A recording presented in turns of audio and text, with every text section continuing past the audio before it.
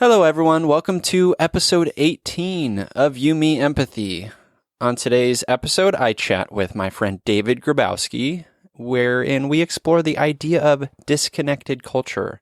We talk about our technology addiction, our obsession with the hustle.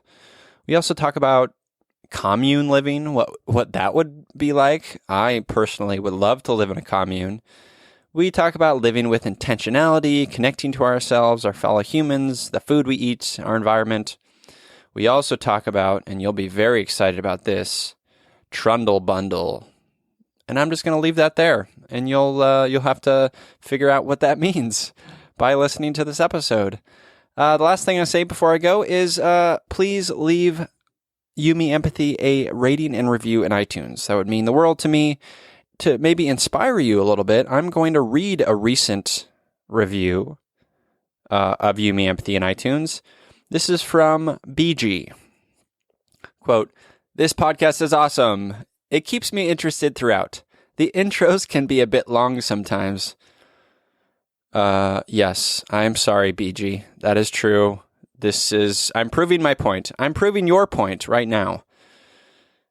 And she continues, "But the content after is always interesting. It offers great personal insights on different mental health disorders. I look forward to listening to people talk about even more disorders. This is a great podcast for people going to school for psychology or any other behavioral health fields. I would definitely recommend this podcast! Exclamation point! Thanks so much, BG. And I guess I mentioned that, so maybe you can leave a rating and review of You, Me, Empathy in iTunes, and I will read it on the show. Okay, thanks so much for listening. Enjoy my chat with David Grabowski on disconnected culture.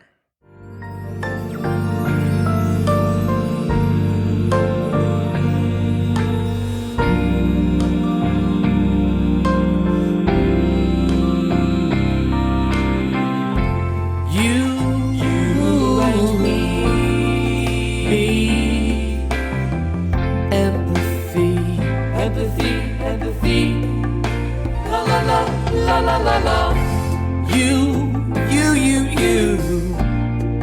me, empathy, yeah, la la la.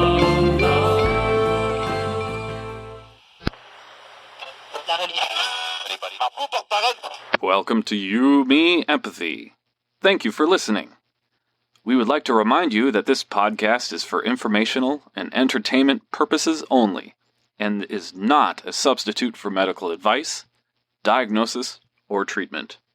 Known as just a silly boy with a feely heart. Please consider supporting the show. Check us out on Patreon or simply leave a review on iTunes. Here's your host and creator of the show, Known Wells. Welcome to episode 19 of You, Me, Empathy, a podcast about exploring the struggles we face in our day-to-day lives as humans trying to get by on this wondrous and overwhelming pale blue dot. The intent of You, Me, Empathy is to talk openly, without judgment, about our neuroses, our mental illnesses, our shared anxieties and worries, to create a dialogue that is vulnerable and deeply human and empathetic. And to share that dialogue with others to inspire conversation and insight so we can, hand in hand, break down the stigma. Excuse me. I'm having early morning coffee breath stuff going on here. Oh, I understand. So we can, hand in hand, break down the stigma that make us feel shame and guilt for struggling, for feeling our feelings, for being human.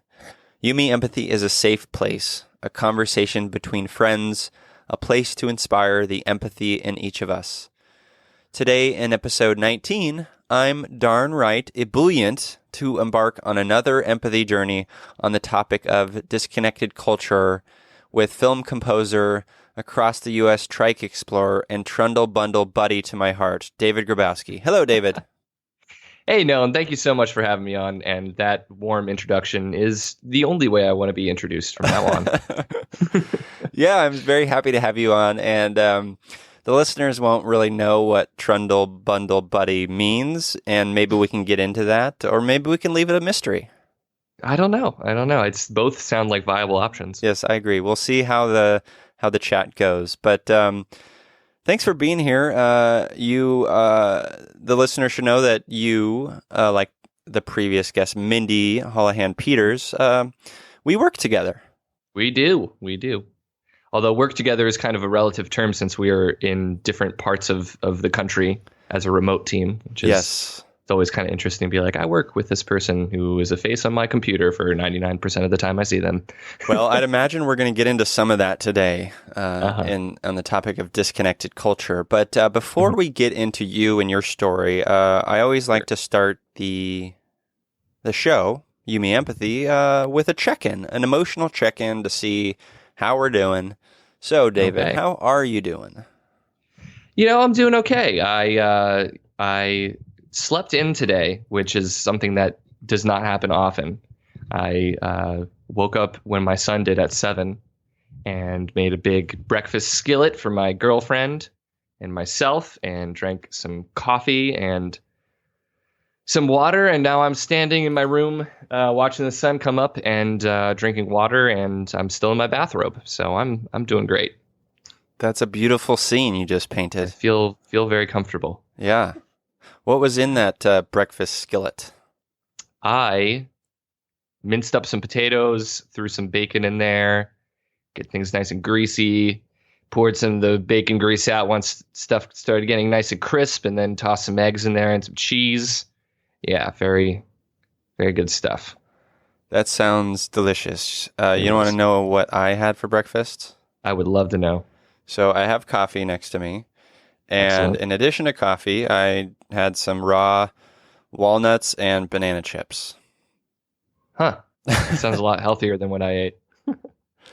Well, are you satiated? Do you need to get a snack break? that's a very good question and very thoughtful.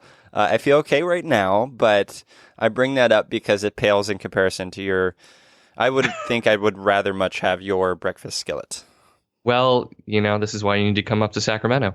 It's true. For the skillets, that's what they're known for, Sacramento. Exactly. Exactly. Well, thanks for sharing that. I'm glad you got to sleep in a little bit. I know it's probably, those moments are few and far between as a dad. Definitely. Yeah, I'm usually a 4:30 a.m. getter-upper. And, I think I had that ski trip last weekend, and ever since I came back from that, it's been a very tired week, so it was good to get a little extra snooze. Nice. Yeah. Well, thanks for sharing that. My emotional check-in this week, 2 things. I wanted to give the listeners an update if they're following along on my physical therapy journey. I'm calling this update Activate Butt Mode. So I went to the physical therapist. Touch the butt. Yeah, that's right. Touch the butt. I went to the physical therapist. I've had this left hip pain for a while. I have what's called Pitt's pit. It's a cyst on my hip, which is caused by just overuse and sort of trauma to a specific area on the bone. And the physical therapist is trying to get me to not use what's called the TFL muscle, which is connected to the IT band, which is a small muscle compared to the glute. And apparently on my left side, I am not activating my glute. I'm always like wanting to bring in that TFL muscle when I'm being active or whatever. And that's causing, I think what they're discovering is that I've been doing that for a long time, and that's why I've had this hip pain issue.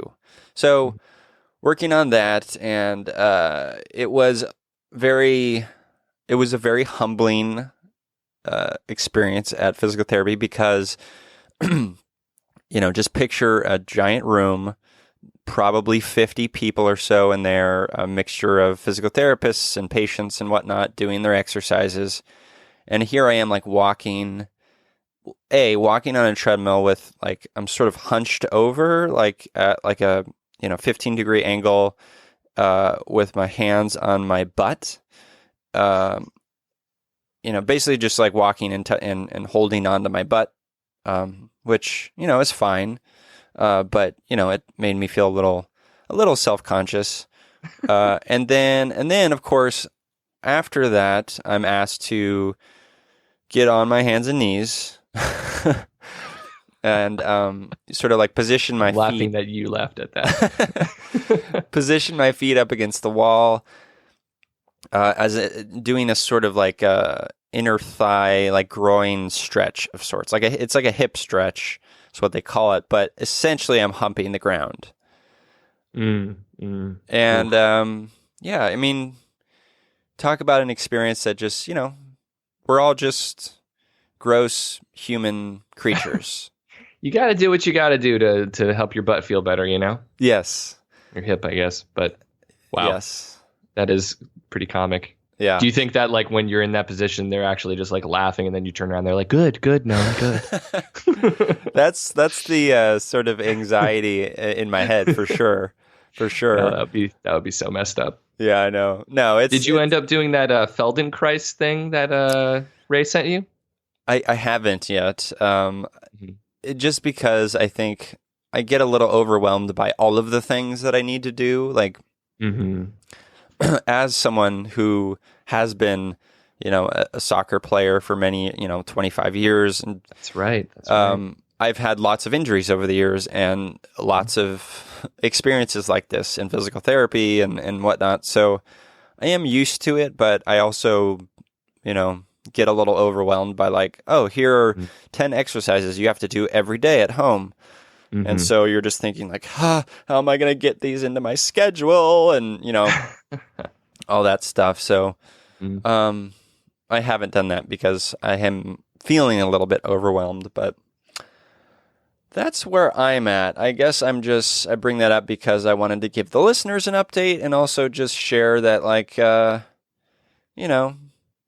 I'm having this pain, this physical pain, but I'm also finding potentially a way out of it where I'm living with a little less pain, which is exciting. That is a very good thing. I'm glad to hear that you're pursuing that, and I'm glad to see that you're finding some humor in it because life is funny sometimes. Life is funny, I think, most of the time, if not all the time. So thank you. Thank you for that. So, David, sir, yes. Trundle Bundle, let's talk about you. I want to, we work together. As you mentioned, we live in different parts of California. We're a remote team, and we've worked together for the last, like, what has it been, like a year and a half or 2 years? not even a year yet. Oh my God. Not even a year.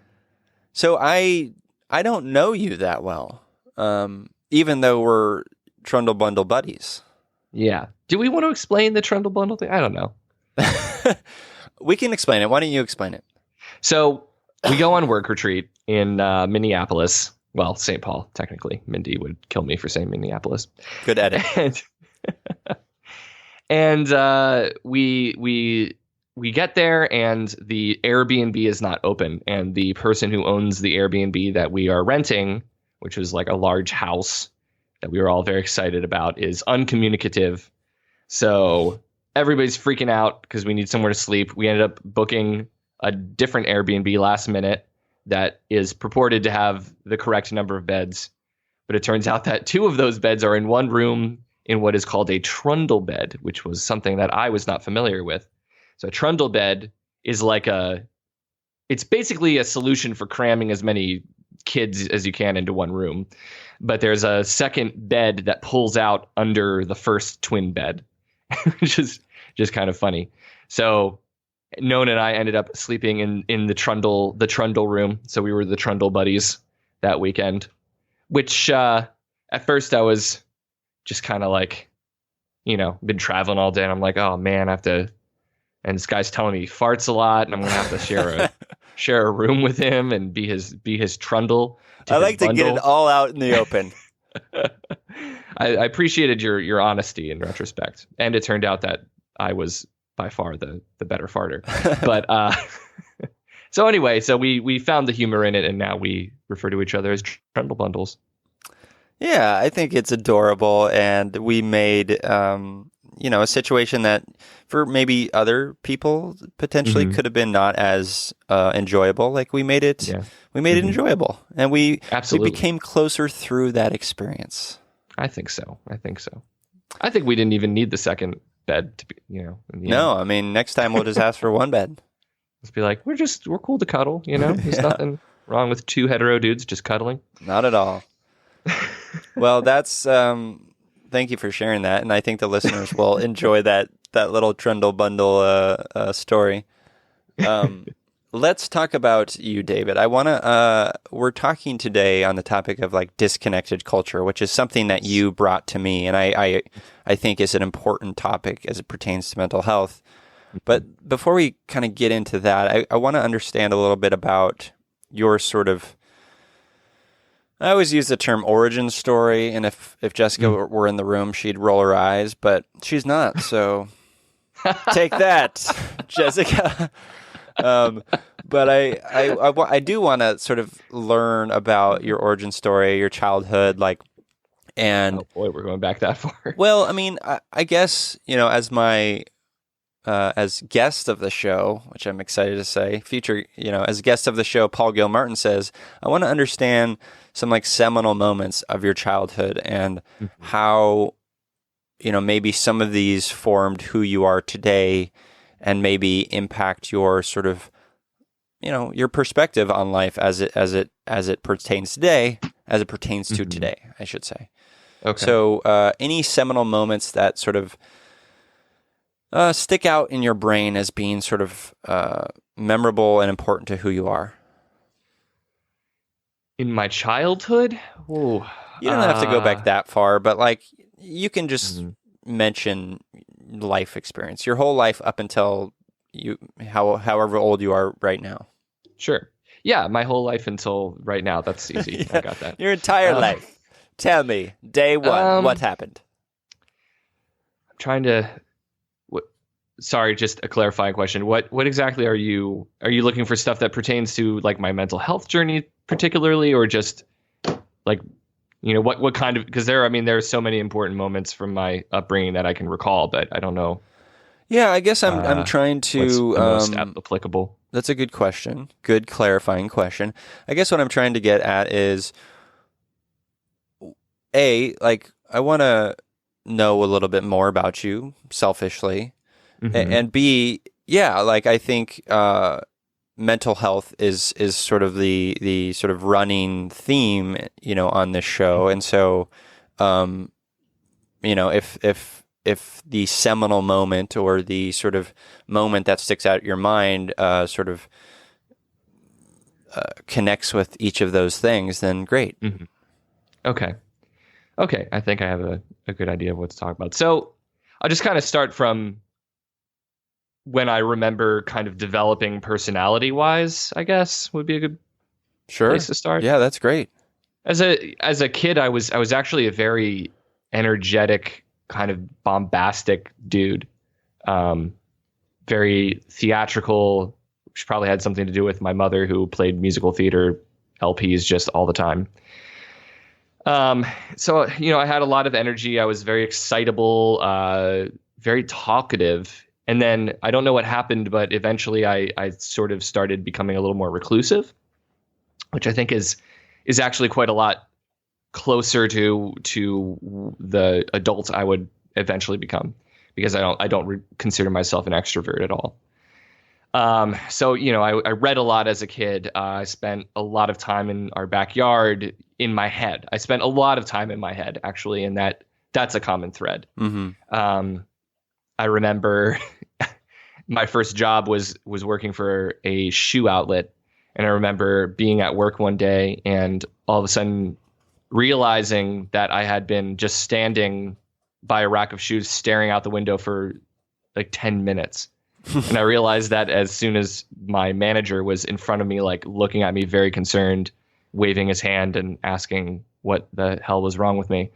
So I spent a lot of time in my imagination. I spent a lot of time imagining who I would become. And I think that I have spent a lot of my life thinking about my life in my head and not actually experiencing the reality of what's happening around me, or maybe just kind of ignoring the reality of what's happening around me. I see. But I always loved stories. I always loved music. I always loved music in a way that I could get lost in it and sort of use music as a soundtrack for my own fantasies about, crushes that I had, or who I would become later in life, or, what it would be like if I was a pirate or a wizard. So I think that kind of sums me up in a nutshell up until about high school. And then in high school, I went through phases. I went through a lot of, I think a lot of people go through phases, fashion phases, interest phases, but and it was strange going to high school for me too, because I was actually homeschooled until freshman year of high school, and then went to a parochial, a Catholic high school. Okay, this is interesting. I didn't know this. Oh, you didn't? Okay. What was the sort of impetus for, what were the reasons behind doing the homeschooling? Well, my parents just felt that, society at large doesn't really get on board with the whole creationism thing. And, it was important to sequester me away and make sure that I, was indoctrinated properly. I'm just fucking with you. Our local public schools were dog shit, and my mother is is a certified teacher, and that's what she did before she had me. And okay, yeah, she just thought, why not just educate my kids at home? And it was great. I, in a lot of ways, actually wish I hadn't even gone to high school, because it was so wonderful to be able to pursue my interests without anybody kind of tying down the time limit on those things. So, I went through a period where I was very interested in astronomy, and I could just go to the museum in town in Lancaster, Pennsylvania, where I'm from, and go to the observatory and go look at the exhibits, at will, go to the library, research that, delve into it as much as I wanted to. And so I think the greatest thing about homeschooling for me was that it taught me to love learning. And it sounds like you had a pretty supportive environment to, for sure, to let you, to allow you to go off and use your imagination and to explore and whatnot. Definitely. And it was definitely something that was encouraged. I was encouraged to use my imagination and to be different, to be myself, whatever that was, no matter how different that was.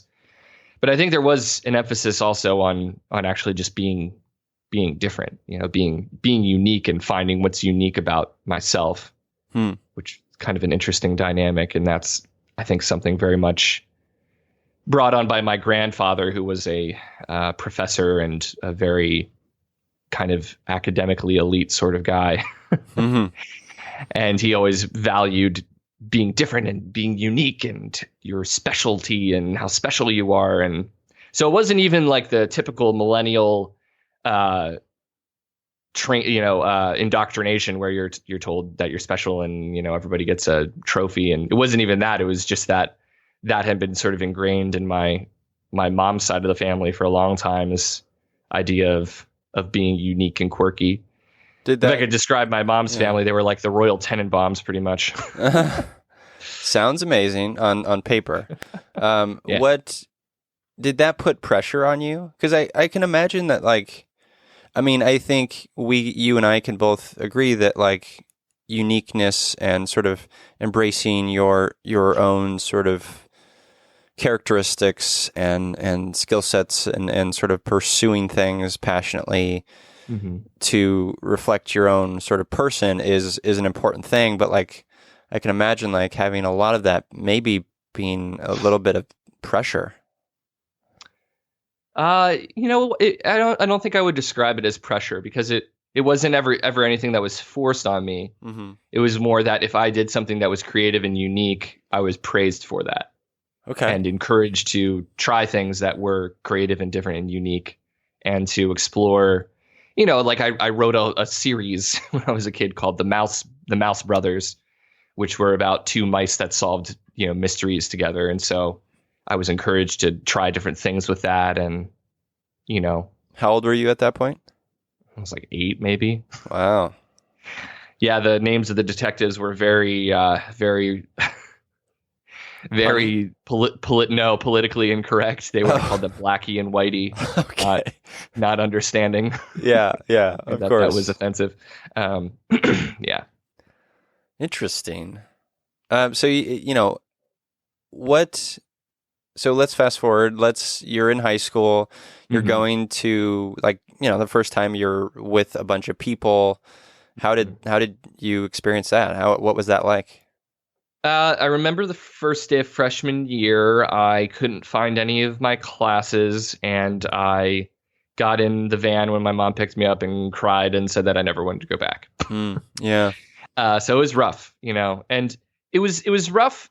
It wasn't rough socially, and people, not you, but whenever I tell people that I was homeschooled and then went to, a Catholic school, people always they really want to jump down my throat on that and say, oh, you must have been so socially awkward because you were educated at home. Like, did you know how to talk to other people? Oh, God. Like, So it's the patronizing. stereotyping is really a sad thing, because I think homeschooling gets a bad rep because of the way some people approach it, and interacting with those. And there are weird homeschoolers, and I've Sure. met weird homeschoolers. I've met homeschoolers who were convinced that Pokemon was a satanic cult message.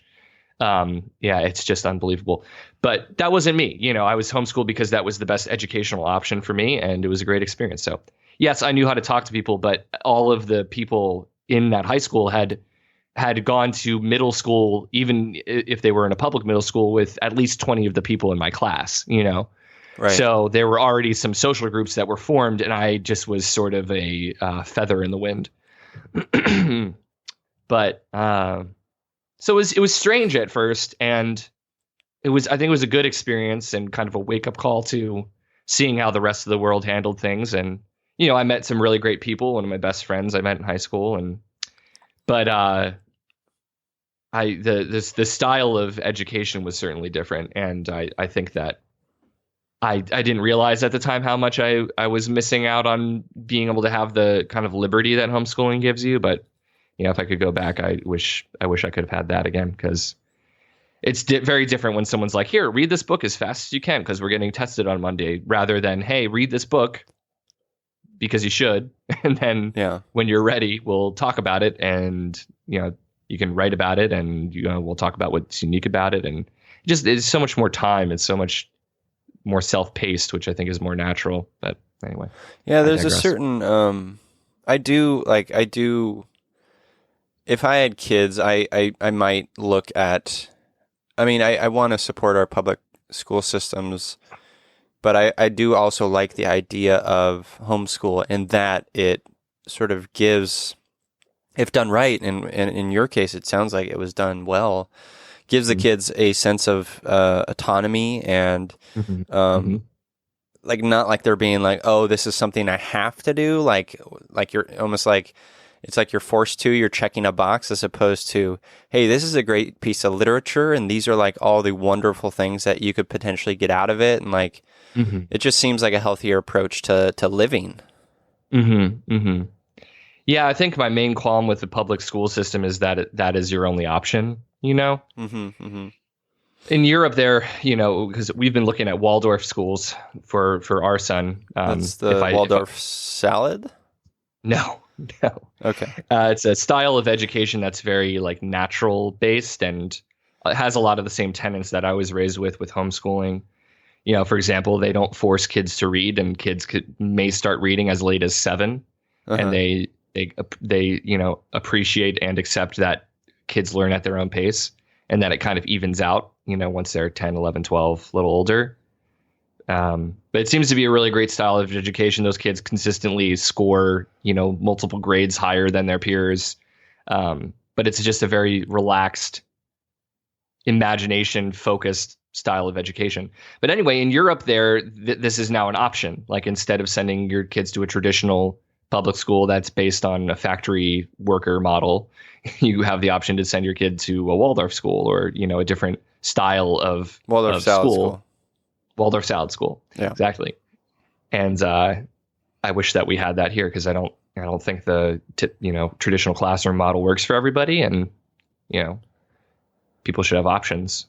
Options are good. I don't think the traditional classroom model worked well for me, and I actually went to private schools early on, and I never did well in school. I felt like I was always the weird one with like weird responses to things and like weird perspectives, and everyone stared at me, and I always felt very self-conscious, and I was super, super duper quiet because of it, because I didn't want to. That's such a shame. I'm sorry to hear that. No, it's fine. I found some friends, but like school was always pretty hard on me. Even like up until college, like I felt like, this isn't, it just felt very limiting, and like I always felt the sort of pressure to like be a certain way or have a certain response to things.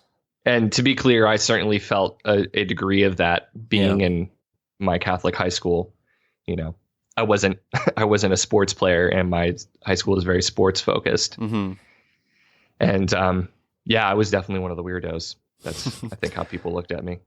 How did you deal with that, being like feeling like you're one of the weirdos? Not well. I think I was pretty angry in my teen years, and I think that part of that was learning that the world was not truly a place in which you could just be whatever you want to be. And it didn't really leave room for people who wanted to do something other than the traditional, series of events. Go to high school, go to college, get a degree, get a job, build up your 401k, retire, buy a house. If you want to do anything other than that, it was like, oh, well, you're kind of ostracized and you're looked at strangely. And you're fringe. You're an artist. You're weird. You're different. You're quirky. I don't know. It's just, exactly. You're fringe. And it was frustrating to me because I always thought that, everyone should be accepting of how everyone was, and the cliquishness is a real thing. Cliques are real. Definitely existed in my high school, and I was always frustrated by it. I was always frustrated that because I wasn't of a certain status, because I wasn't a sports player or something, I didn't have a shot with the really attractive women that were in my class. That was always really frustrating to me and upsetting. And I think I started getting kind of angry because of that. I think that's a perfectly natural response to those things, because I think high school is the worst in that there are so many different sort of groupings, and it's so very harsh to other groups. And I think a lot of that, frankly, still exists, even in our adult worlds. Oh, absolutely. Absolutely. Yeah, that anger didn't stop once I got out of high school. It's still there. Wait, so do you feel like that is like, how are you today as a, however old you are, 20-something person? 28-year-old human man. How are you responding to those situations when you experience them in life? Are you finding healthier modes of reacting? Are you, how are you responding? I generally think I handle it a little better. I mean, it's not so overt now that I'm an adult, because I tend to surround myself with people who are going to accept that I am the way I am. But, getting pushback is a part of life. And you look at the life of any, famous person, not saying that I'm like aiming to be a famous person, but anyone whose life is well documented, who was an outsider, an outlier, and they always get pushed back, and they just kind of do their own thing anyway. And I think if you want to live an authentic life, you just have to kind of accept that if your authenticity doesn't happen to be that prescribed, life model that I just mentioned, that you can expect a certain degree of pushback, and you have to kind of learn to just let it slide off, which is hard. And the world is not built to encourage you to do something different and to live your life differently. unfortunately, which is a harsh reality. But yeah, it's an acceptance thing, I think, to some degree. Yeah. And you said, it is acceptance. I think you're right in that pushback is going to happen because there are so many structures culturally, socially, that are sort of in opposition to living your authentic life. But I think you said a really important thing, in that surrounding yourself with people who accept you is a huge part of that sort of growth journey and mental health. Absolutely. Yeah, you have to find your tribe. Yeah. So talk to me about, disconnected, that disconnected culture, this topic that you wanted to explore on You, Me, Empathy. I think it's a really good one. And I think, so let's just start at the beginning. And what I mean by that is, like, how in your mind does sort of quote unquote being disconnected, or what does that mean to you, I guess, is what I want to ask. Well, I think to illustrate this, we have to go a little forward in time from my high school years and through my college years to when I lived in New York City. And I think this is when, and New York is really the time at which I started to feel pretty much immediately the disconnection, and to realize that it wasn't just secluded to places like New York either. It's really prevalent nationwide and culturally wide, and as wide as it can be.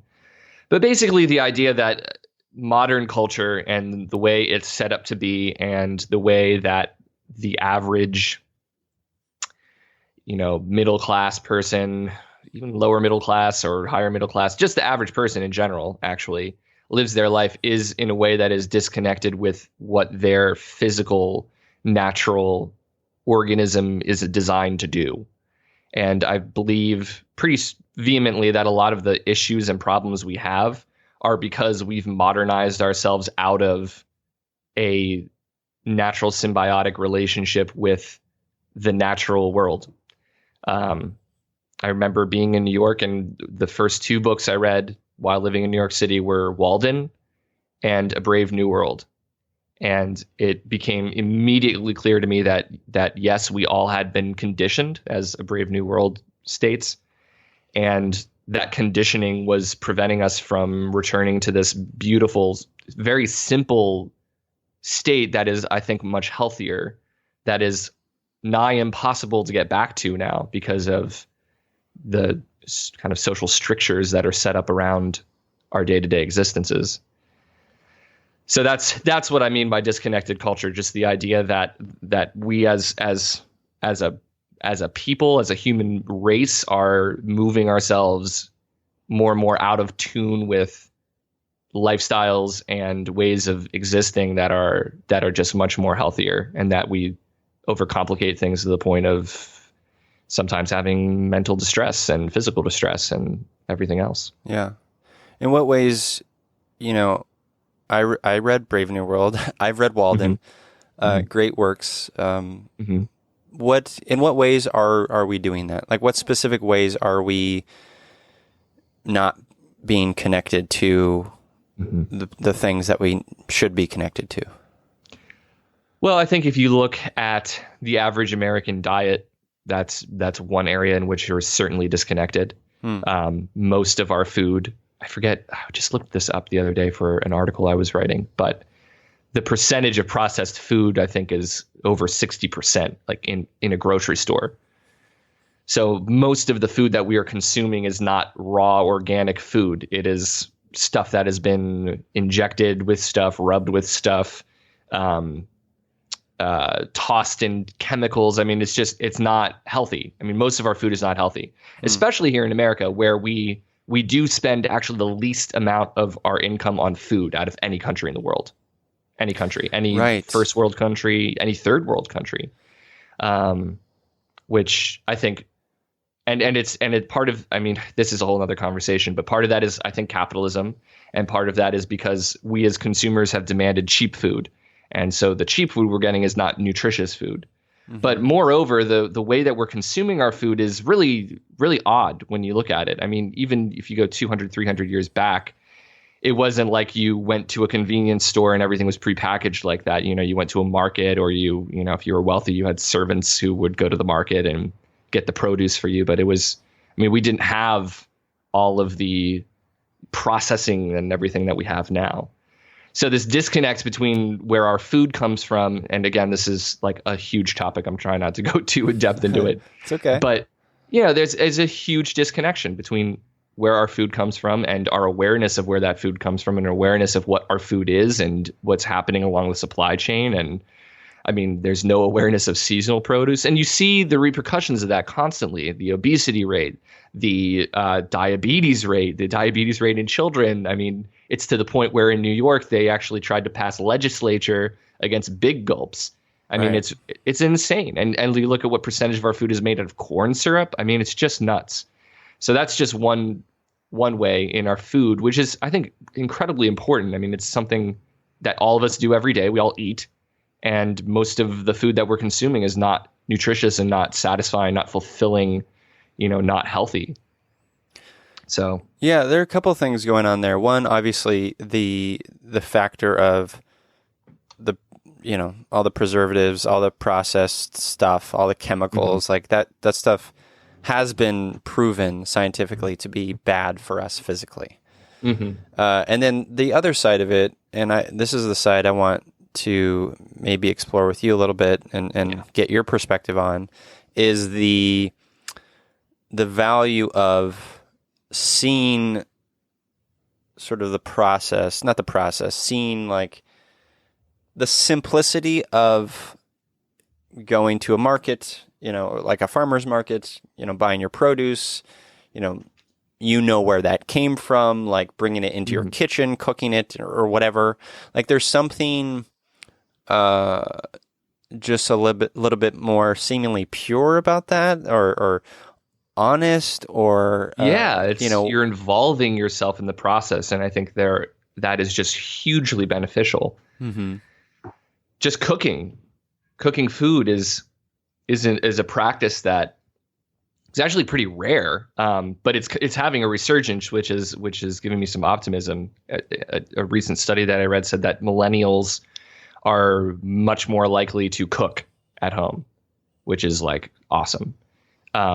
So I think some of this is going to change, but yeah, I think there's a lack of involvement in these processes that have been a part of being a human being for millennia that we've sort of lost because we're too busy to give a shit, basically. It's like, well, when I'm working 60 hours a week, which a lot of people do, and even 40 hours a week, I think is insane personally. Who has time to cook, especially when you have a kid, especially when you have side projects, when you have bills, you have calls to make to insurance companies.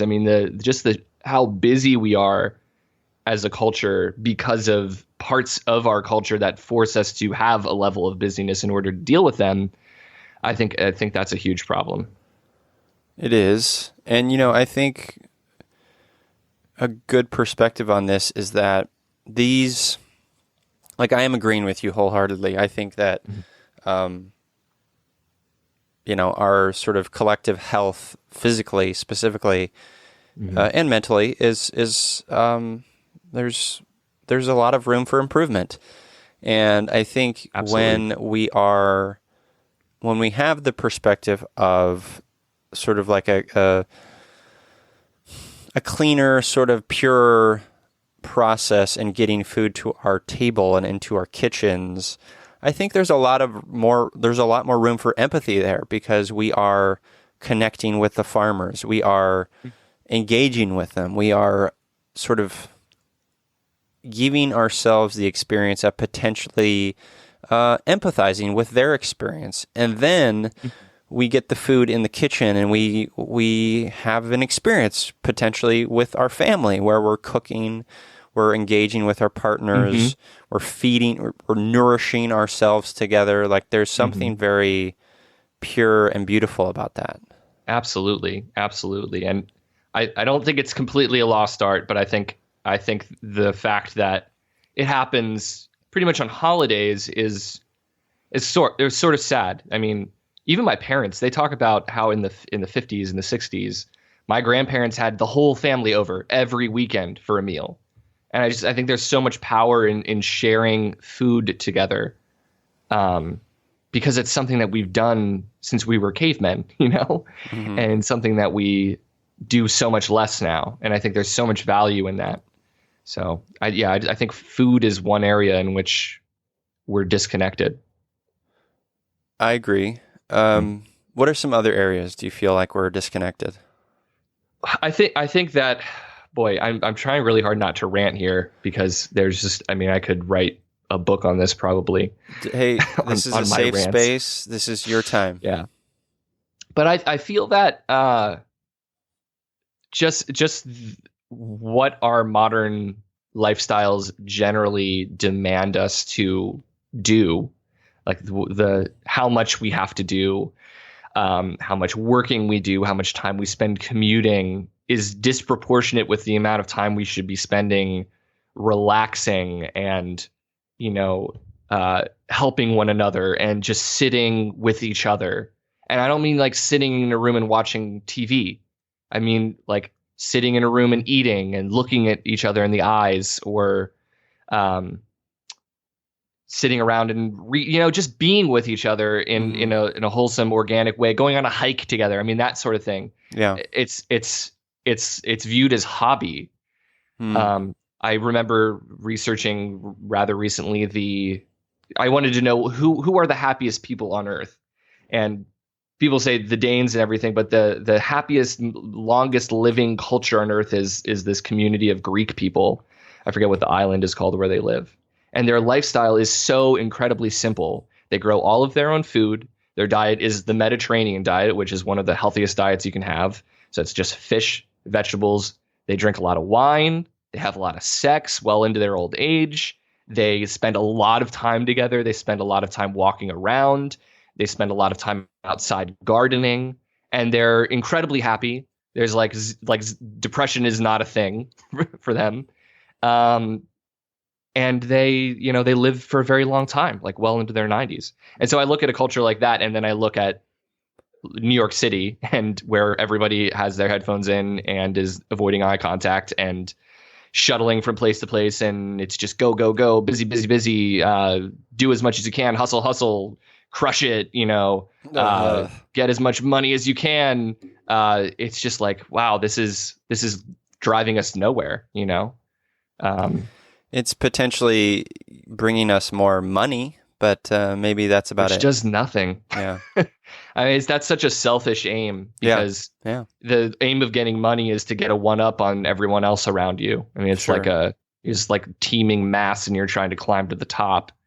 Whereas you look at this Greek island and these old people who fuck like rabbits and drink a lot of wine, and they just they care so much about each other. That matters so much more, and just being involved in the community is so important to them, and they don't find this need to distance themselves from everyone else and stand out so that they can make more money and have a better home. And it's this competitiveness doesn't exist, and I think that's a healthier way to exist as a human being.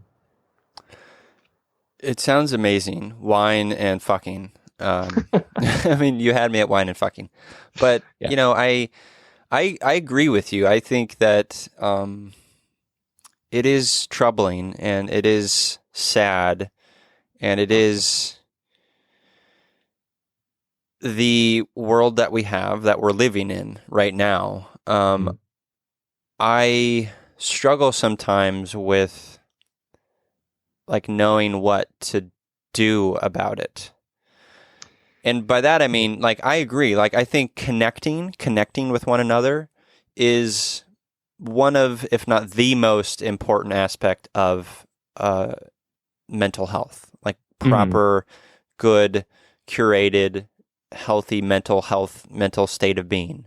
And that's been proven. Not just mental health. I think just of being a human being. I mean, that should be one of your chief aims as a human being, is to better the people around you, and it's not. I'm sure it's not. It's not for me, and I'll admit to that. And I don't like that about my life. And I think that's true for a lot of people also. Not that that's an excuse either. Yeah, it's. I'll just maybe play the devil's advocate. It's overwhelming. Like, I think We, as human species, are drawn to technology. We are drawn to convenience. We are drawn to, potentially sort of in place of disconnecting from ourselves. In either not associating with our feelings or abusing ourselves through drugs and alcohol or whatever it may be. Like, we are so entrenched in this system that makes it very easy for us to not be connected. How do we bump up against that? How do we oppose it? The more and more I think about that question, because I think about that question known like every week. Sure. At least a couple of times. I can tell. The more and more I think about that, and the more and more I look at even my happier existence here in Sacramento, which isn't the insanity that it was in New York and wasn't this depressed state of mind I had there. The more and more I think about it, I really think the best thing for us to do to really affect future generations and to make a real change in how we organize ourselves as people is to opt out. And by opt out, I mean actually pare down our lives to the bare essentials, which in and of itself is such a huge movement now. And I think there's a reason. I think there's a reason that millennials are cooking more. I think there's a reason that minimalism is such a thing. I think there's a reason that all of a sudden we're seeing this backlash against smartphones where people are really concerned about smartphone and tech addiction. But I think trying to find a middle ground with our technology and trying to, do yoga and things like that and have more mindfulness and all this stuff to sort of, negate some of the negative effects of living in a society that is inherently narcissistic and selfish is just putting a Band-Aid on things. And so I think the best thing to do, and it's impossible for a lot of people, or they think it's impossible, or it's just too difficult for them to commit to, is to opt out, like to go live with the earth, to, join a commune or, whatever you want to call it, create an alternative living kind of situation where you're out in nature, you're growing your own food, you're living in symbiosis with the planet and the environment, and you're just focusing on your community and inviting other people to join that way of life. And I think it's going to get to a point with our culture and with the unhappiness and the drug overdosing and everything else where more and more people are going to start to do that. And they're going to seek a more authentic, peaceful way of existing that isn't frenetic and, frazzled. And I think that is, I think that in some ways anarchy is the solution, but I don't think that means throwing Molotov cocktails. I think it just means saying, you know what, I don't want to be a part of this anymore. Yeah. And living somewhere where you can have a real life in which there are, I don't know, even the use of smartphones, I just don't see any need for it in a more realistic living situation where you're connecting with people. Like, you don't need one, maybe a phone for emergency calls, but you don't need to be having a smartphone in your pocket if you're living in an authentic, true way that way. I was listening to a podcast, Dax Shepard's new podcast, actually, and he had his life partner, Kristen Bell, famous people on. And Kristen was talking about, and I just love this, she was talking about how she wants to reduce suffering in all facets. And so, that's suffering for herself, that's suffering for the people in her life, that's suffering for people of this planet. And to reduce suffering in sort of pursuit of happiness, fulfillment, bettering others. And I think that's a great perspective, something that I try to have. To continue sort of playing the devil's advocate. And I feel like I'm sort of doing this because I 100% agree with you, David. I think that we are too disconnected, and it's causing and wreaking a bunch of havoc on our physical selves, our mental selves, our relationships, our sort of just being in touch with our emotions. Mm-hmm. And that is, that's very sad. Mm-hmm. But I also am bumping up against the practicality of the situation. Like, Mm-hmm. I hear you. I would love to live on a commune, and I would totally do so. If not for these things, right? And we'll just put like these things in quotes because there's always excuses, right? Yeah. What are the little steps that we can take? Because, you know, for the listeners, I want to maybe give them some takeaways in terms of, you know, Mm-hmm. obviously you and I, we're not experts at anything. Right. But we're trying to live our best selves and, you know, do things in a way that is healthy and all these things that are important to us. Mm-hmm. But I want to understand, like, maybe there's some little things that we can start doing to be more connected to ourselves and to the people in our lives. And I want to give the listeners a little bit of that. Yeah. No, and I of course understand that if it was that simple, if everybody could just throw up their hands and go live in a commune, they would. Yeah.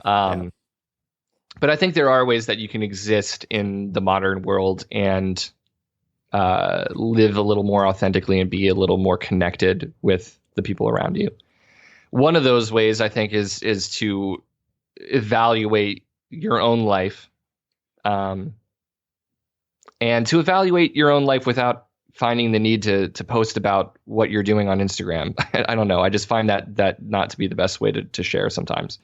But I think by evaluate your own life, I mean like minimalizing. And I think that's important. I think it's important to look at what you have and ask how much you really need. And that's a lifelong pursuit. And it's crazy to me that it is. I mean, when you think about it, that's insane that it's like such a struggle for people to get rid of things they don't need. But it really is. And, you know, I come from a family of pack rats, you know, where it's the keep everything mentality. But I think it brings a lot more peace to have a clutter-free life and to have a cleaner living space. And so I just think going through your possessions and asking how much you really need and paring down your wardrobe, I think that has been somewhat proven to bring a lot of people much more happiness, because it becomes so much less of a concern. And, you know, you're also detracting from the mass consumer culture by not buying new clothes every month. You know, it's just so unnecessary. So in that way, I think connecting more with our food system is very important. I think reaching out to people to be a part of the shared experience of food, especially, can be a very powerful thing. I personally have been trying to have more just dinners where I just invite friends over for dinner. And it's been admittedly a lot harder to do since my son came along. But now that things are simmering a little more in babyland, I think it's a little easier to you make dinner and you have people over and you talk. I like that one. I think connecting with each other without a phone around at all for a long period of time is really good. I have been trying every Sunday to just have my phone off for the entire Sunday. And I think if you can get to the point where you do that once a week, just to remind yourself what it's like to live without having a device of quote unquote connection attached to you, tethered to you all day is really important. And then I think beyond that, also just evaluating how much you're actually using your phone. I know we shared this. I shared this with, you know, our work team. There's a great app called Moment, which tracks how much time you're on your phone. It's kind of funny that you need an app to, to figure out how much time you're spending and hopefully decrease how much time you're spending on your phone. I recommend it highly. I think it's important to know. And I think what's scary is that I've told a lot of people about this app, and a lot of people have said, I don't want to get that because I don't want to know, which is just, I think, really awful. Really, indicates just how bad it is. I mean, that's what addicts say. They're like, I don't want to know if I have a problem, pretty much. You know, I don't want to admit to this. Right. And admitting is a first step. And I think most of us are addicted to our phones in some way. I know that, and I noticed this as soon as I started removing my phone from my Sundays. I actually have a reflex known where my hand will just start patting my pocket to start sliding my phone out, without even thinking about it. Yeah. I mean, that's not healthy. So I think getting control of your usage habits and setting boundaries and maybe having a time at night where you turn your phone off, get an alarm clock. I think that helps a lot to not have the first thing you wake up to be your phone. I think that helps. And I think also setting intentional time to be with other human beings without devices and agreeing on that as a group is important. And I don't just mean dinner. I think that's a great start. But I think, setting a time where, hey, we're all going to go to the park and we're agreeing that no one's bringing their phone with them today because we just want to be with each other. I think that's hugely helpful. So I think just finding ways to connect with people that are incredibly organic and just removing factors that are distracting are important. So those are some of the ways I think that people can start to connect more with one another, besides running off and opting out and joining a commune, which I actually think is the ultimate solution. Well, we've talked about that extensively. Yeah. Because it is one of my life aspirations as Mhm. well. I those are all amazing things, and I personally want to try to do more because I enjoy cooking myself as well, and I like the idea of having more sort of like dinner gatherings and stuff because I always. It's funny, humans, we are so easily distracted, but like most importantly, we so are easily just forgetful of the value of things. Mm-hmm. And by that I mean like I go out for like a hike or a run or what have you, and I don't have my phone with me. Mm-hmm. Usually, sometimes I'll listen to music, but usually I don't have my phone with me, and I always get so much out of that, 1 hour or what have you. Mm-hmm. And it just fills me up in all the right ways that we're talking about. And then it's so easily forgotten.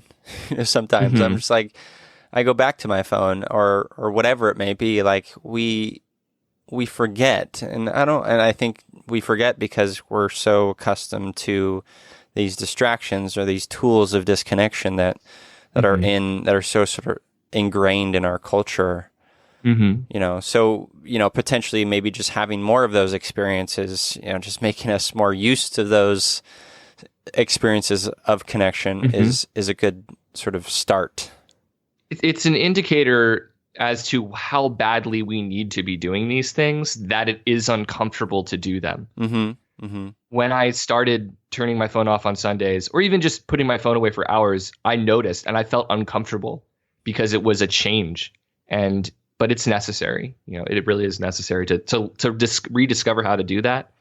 And back to what you were saying about running, I think that physical exercise and being in the moment physically is so important. And I think that's why yoga is so important, is because it's about learning to just be in the moment, to not be in your head at all, and to just be experiencing life, which is a very childlike way, in the best of meanings, of experiencing. I think when you can just be in that moment and just absorb it and enjoy it and love it for what it is, and that is the act of living. Like being in your head that's not actually living. That's experiencing a fantasy or something else. And sometimes it's necessary to think. I'm not saying don't think, but to be physically present, I think has lost meaning. And I think that's why people have returned to yoga and, returned to running, and more people are getting outdoors, and REI is more popular. And I think these, yeah. I think that's why that's such a popular brand, and all these outdoorsy brands. Yeah.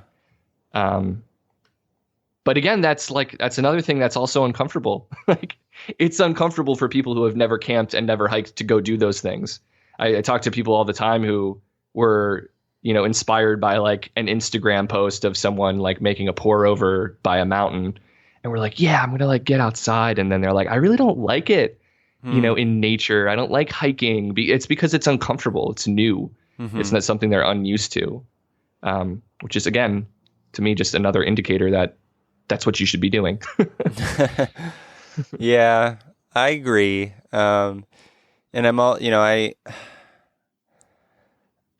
I struggle with, so I run this show, You Me Empathy, that you know we're talking about and the listeners are listening to, and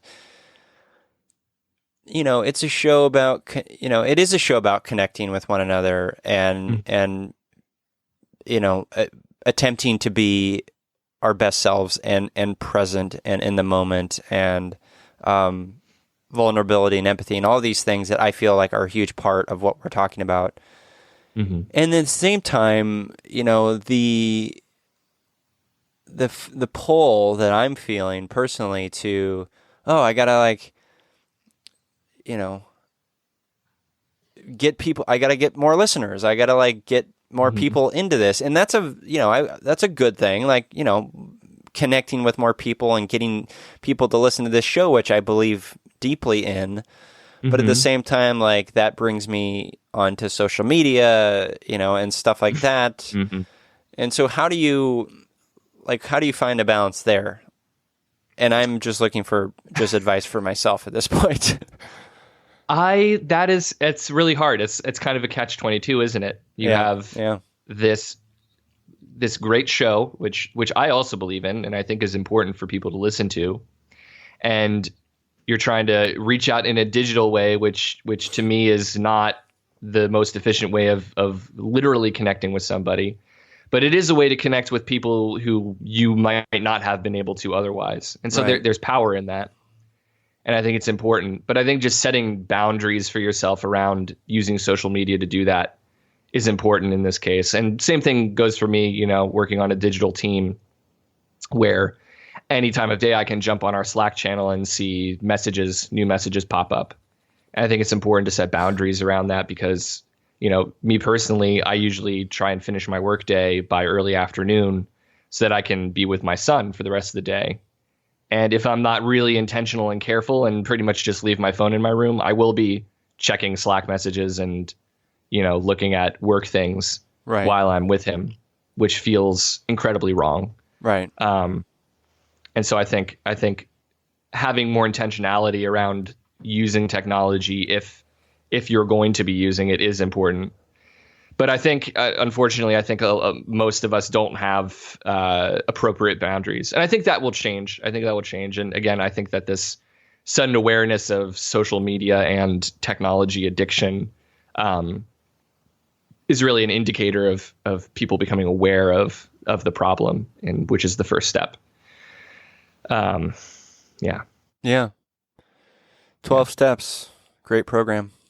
Yeah, pretty much. It is. Actually, Tony and I, on a previous episode, I forget which, we talked about the 12 Steps program, and he was just sort of praising it for its power and simplicity and stuff. And I agree. I think I was so this may be divulging too much, but this is the show. When I was, I guess, a teenager, I got back to back, over the course of a couple months, minor in possession. Really? Yeah, citations from police, officers, and the second time I had to go to possession of what? What do you mean? Of awesomeness. I'm just kidding. Of alcohol. It's just alcohol. Oh, okay. Yeah, and so I had to go to a 12-step program, court sort of appointed. And it was actually really interesting and fascinating. And I think I learned a lot through that process about just the mind and the way we sort of accept one another. And it's just a great. If you haven't read the 12 Steps, listeners, I encourage you to do so. It's a great sort of just base learning tool for accepting stuff. Yeah. Anyways, I don't know why I brought that up. No, that's applicable. No, I think more and more people are going to need a kind of 12-step program to, get themselves unaddicted to their tech, which is crazy. And then I always wonder how much of that is really the answer and how much better would it be to just kind of have a more biblical approach, the whole if your left hand sins, cut it off thing. Just like, why don't we just not have this? And sometimes I think that would just be a lot better. Now, and I noticed you're that not, too. You're not advising us to cut our own hands No, off. please We're don't do advising that. us to just get rid of cell phones. I don't know that I'm necessarily advising you to do that either. That's the thing, is it's such a pull, isn't it? Because and that is kind of the heart of the issue, isn't it? That in order to exist in the culture we live in, we have to pretty much have these things that maybe we don't want to have, which is a kind of violence in and of itself when you think about it. It is. It's like we have no choice in the matter. We don't. That's scary to me. And that's why I think actually the solution is to be more drastic and to, quote unquote, opt out, as I mentioned. Yeah. Yeah. Now, barring any sort of apocalypses, right. What, in your life, David, obviously you've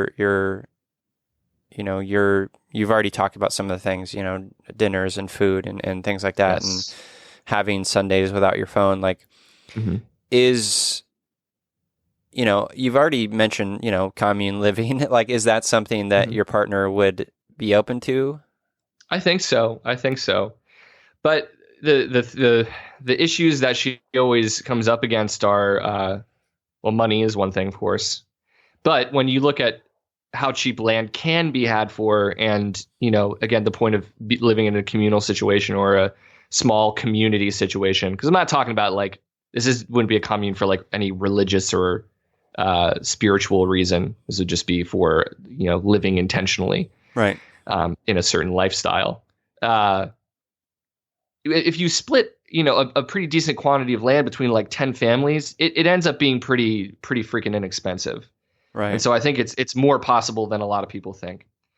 And then, of course, her other objection is always the health thing and the, having access to doctors nearby and hospitals nearby. But, I think there are trade-offs, and I think that's one that's worth it. I mean, if you're living in a way that you believe strongly is more clean and more authentic, then I think it's worth the kind of risk.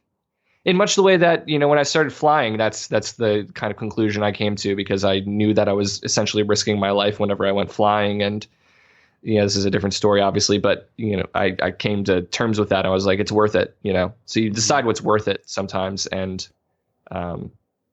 so those are my arguments to her objections. But I think we'll get there eventually. Yeah, I hope you do. And I'd like to, too.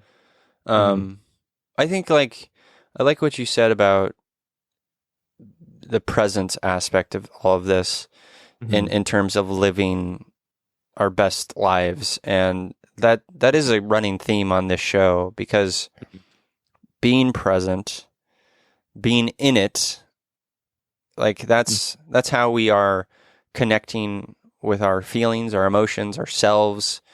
That's how we're able to develop the sort of mindsets and the tools to most sort of beneficially and wholly connect with the world around us. Absolutely. Yeah.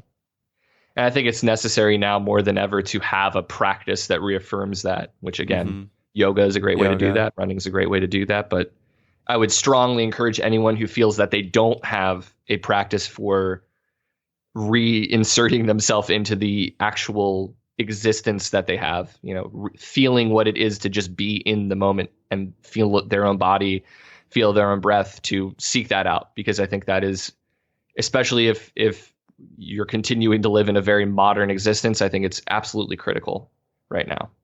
Yeah, and it could just be 10 minits of meditation, or absolutely going for it doesn't have to be insane. Going for a 20-minute walk, something like that. It can be very to get to that space. It can be challenging sometimes, but sometimes just a little bit of time can get you there if you're intentional and you mean it. Yeah, and then there's always the option to just smash yourself in with a hammer. Yeah, it's always there. Yeah, no, that's option always open to me. Yeah. It's crazy to me when I go to yoga and I'm in yoga, and it is so hard to turn my head off, Yeah. The chattering monkey, they call it. it's incredible how difficult it is to just be in the moment and not think about anything. That is so hard. But I think getting closer to that has brought me a lot of happiness. So Yeah, it takes practice. it definitely does. In episode 10, I talk with Jordana Reem, and she teaches meditation and yoga in Thailand, and she reminded me that, like, because that morning of that recording, like, I did some meditation because I was feeling some anxiety, and she reminded me that, like, it takes time. If you let your mind wander, just gently guide it back, to yourself, and the more you do it, the better you'll get at it. Mm-hmm. Yeah. Mm-hmm. So. Yeah, it's a learned behavior like anything else. Mm-hmm. Mm-hmm. Yeah. I think another important aspect of being more connected is just listening. Mm-hmm. And I think, like, I keep bringing this up on the show, but I think listening is such a huge part of empathy and connecting, because you are forcing yourself to, if you're really truly listening, you are connecting. You are listening to that person's story. You are empathizing. You are putting yourself in their shoes, and you're there for them, connecting in the moment. Mm-hmm. And actually, that reminded me of a point I wanted to make earlier. I think it's important for us to become more comfortable with silence also, which is a kind of listening. And I mean, actually just sitting there and neither of you saying anything, not even necessarily playing music. Yeah. When I have friends over for dinner, if the conversation lulls, I turn around and of course they're on their phone. Yeah. But I think silence is important because sometimes it's a way of noticing something. You look at someone, you're quiet, and you all of a sudden hits you that something's up with them, something's on their mind, and maybe that leads you to something important that you wouldn't have noticed otherwise. But yeah, I think silence is important. It's important to just become comfortable with not saying anything. That's okay. It's okay to just, like, be sitting there and eating. Yeah. Like, look at each other and smile. It was good food. Yeah. Just don't say anything for 10 minutes. It's totally cool. No, I agree. I think that's a really good point. I try to remind myself of that too. Like, it's so easy to, reach for our phones or, start getting in your own head and thinking, I gotta keep the conversation going, or, I know. They don't like me for whatever reason, but, they're not saying anything. Something's wrong. Yeah, exactly. And that's obviously our insecurities, and our sort of, we're just so used to the noise. Mm-hmm. Mm-hmm. Yeah. Yeah. I remember a couple of years ago, I usually listen to music when I'm on my bike. I usually listen to music all day long. I like to listen to lots of music. And one week I decided, I was like, I'm just, like, not going to listen to music while I do my bike commute to work for the next couple of weeks. And it was incredible. It was incredible how much I'd missed. And sometimes just, like, existing in the silence and moving in the quiet and just, like, the sounds around you can be, like, really meditative. Mm-hmm. So, and when you look at any public place in our culture, there's always sound. I'm talking about any restaurant, any mall, any shop, always playing music. Gotta have music. Yeah, except bookstores. Thank God. Oh yeah. I'm just thankful for bookstores who are okay just not playing music. But yeah, it's amazing. There's always got to be music. We always need a backing track, and I think that kind of frazzles us more than we realize. Yeah, I like to. I'm listening to podcasts a lot because I think they're, I just love listening to people speak about interesting things. But I do like to, from time to time, like, if I'm in my car, just turn off everything and just be in the Southern California traffic. Yeah. And just be. Yeah. Yeah. Yeah. I think that sometimes when you just be that way, you notice things you wouldn't have otherwise, I agree. I agree. Yeah. Like maybe someone who could use, like, you asking how they are, like even if you don't know them. Talking to strangers, I think that's something we could stand to do a little better with. Just get a little better with just reaching out to people who something's up, but we don't say anything because we have our phone in or something. Yeah. You mentioned New York and everyone being on their phones and headphones in and stuff. I mean, I think that's the same everywhere, really. Oh, for sure. Yeah. To a certain extent. I remember when I lived in New York, I played this game with myself where I would try to walk as fast as I can, like do like a speed walk, but also like use the traffic on the sidewalk as sort of like sort of slalom poles type of situation. So I'm getting as close to them as possible, but like curving my body like a skier type of situation. It was fun. That's awesome. It was fun. That's funny. I bumped into a few strangers that did not like it. It happened on occasion. Yeah. But well, I think that was a good sort of exploration into our disconnected culture, and I think it's a heavy conversation. I think it is, yeah, and I'm really glad it's a necessarily one, but yeah, I think it's necessary. You're right, and I'm glad you brought it to me because I think it's a huge part of just the human condition, and ultimately that's what this show is about. So I do appreciate it, and I think we gave a lot of good. I'm tooting our own horn now, but I think we gave a lot of good sort of little things that we can do to maybe connect a little bit more. And doing so, we believe, and I certainly believe that, will make us happier and more fulfilled and all that good stuff. Yeah. I think if there's one takeaway that the listener should ponder, or would be encouraged to ponder, it would just be to think about what's the most important thing in our lives, and to maybe consider if we're really putting all of our attention into what's most important, and all of our presence and all of our time and all of our energy into what are truly important things. Yeah. And indeed. I think that sheds a lot of light. Totally. Well, as we start to wrap up, we always end the show talking about our empathy heroes. All right. Is there an empathy hero you want to mention? This is catching me off guard. An empathy hero.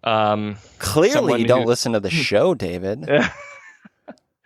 Someone who is empathetic. Yeah, let me explain. So, okay, someone in your life, either personally, real, fiction, an author you've read, what have you, who is doing good work in terms of being an empathetic human, connecting, being vulnerable, being compassionate and kind, all these things. Someone who, you look up to in those ways.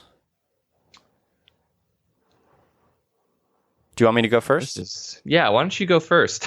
Sure. This is harder than I thought it would be.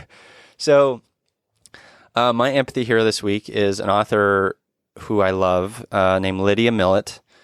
She's written a number of books. One of my favorites is "O Pure and Radiant Heart." Go read that, and I'll link it in the show notes. But there's a quote of hers that I like, and she says, quote, "It is not learning we need at all. Individuals need learning, but the culture needs something else. The pulse of light on the sea, the warm urge of huddling together to keep out of the cold. We need empathy. We need the eyes that still can weep." And I think that's just a great sort of example of what we're talking about, connecting with one another and being sort of connected with our natural world as humans. So, my empathy hero. I think I will have to go with my girlfriend, actually, Tyler. She has a way of looking at people that is a lot more objective than I am. I can be quite critical and harsh, which is something I'm working on. But she has a way of looking at people that really examines why someone may be behaving a certain way, and it usually has nothing to do with me. And so I'll come to her with a situation, and someone who irritated me, or some guy who cut me off, and she has a way of letting it wash off and not taking it personally that I admire, and that I think I've learned from in our relationship together, and that I hope I'm still learning from. That's lovely. I think that's a great lesson, something we can all get better at. Yeah. She has really taught me that it is not the thing itself that will cause you pain and suffering. It is the way that you take it and the way that you think about it and let it marinate, or don't, or throw it away and go do something else, Yeah. And it's been an important lesson that she's still teaching me every day. Awesome. That's great. I love that a lot. Well, David, before we wrap up, is there a place where people now that I'm saying this, like, I'm feeling like this is not something I should be doing, but is there a place where people can connect with you online or in person? Yeah. You know what? People can call me. I wonder about the wisdom of just giving out my phone number on a podcast. Right. You don't need to do that. You don't have to mention. You know what? Fuck it. You know what? I'm going to give people my cell phone number. And if they have a thought and they want to talk about it to me, they can just call me. What if we just did that? Is this a bad idea? Hey, it's your journey, sir. Huh. You can do whatever you want. I think that I will just say that well, I mean, I don't know how to do this. You know what? I will give my my email address. There you go. That works. And people can email me, and if we mutually decide that it's worth a phone call, then we can talk, because I would love to hear what people think of this and my ideas, and if they were interested in signing up for my commune cult, I'd love to hear from them. So my email address is David M as in Michael Grabowski, Grab as in Bravo, OWSKI as in India @gmail.com. And people can email me there, and we can talk. Awesome. Well, I will say that in addition to David's sort of exciting email opportunity, he's also he composes music for film. He rode a trike, which is a terrifying little airplane thing, across the United States. He's an inspiring human. So if you do email him, which I encourage you to do so, and connect with him on that level, maybe there's some places to start. Yeah. Oh, also, my website is up now. Ooh. Fucking finally. And I have not put song samples up yet, but that's actually what I'm doing today. So when is this episode going to release? Several weeks, I assume? Yeah, it won't be released until April. Okay, well, yeah. There will be definitely songs on there by then. So it's davidgrabowski.com. Awesome. Yeah. Cool. Well, listeners, as I always say, well, first I want to say thank you to David for being on You Me Empathy. It's a delight chatting with you and exploring the human condition with my Trundle Bundle. No, thank you so much, Trundle Bundle, for having me on and being willing to listen to me rant about everything that's wrong with our society. But this is an important conversation and a worthwhile one, and I am delighted that you considered me worthy to be a part of it. So thank you. Oh, absolutely. Anytime, my friend. And to you listeners, I will say this, as I always do. I'm here, you're here. We're here together on this wayward, overwhelming, awe-inspiring pale blue dot. We have each other. It's you, me, empathy.